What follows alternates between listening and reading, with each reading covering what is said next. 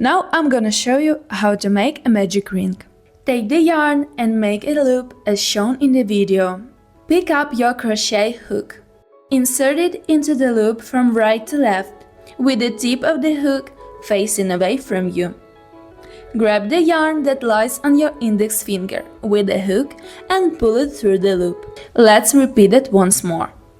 Insert the hook into the loop from right to left. Grab the yarn that lies on your index finger and pull it through the loop.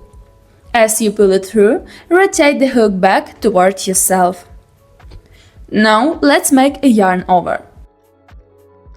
Bring the hook down and behind the working yarn.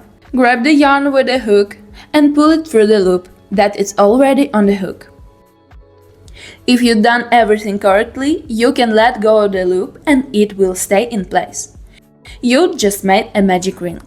To make a single crochet stitch, insert the hook with the one loop on it into the center of the magic ring.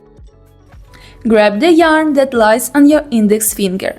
Yarn over again and pull it through both loops on the hook.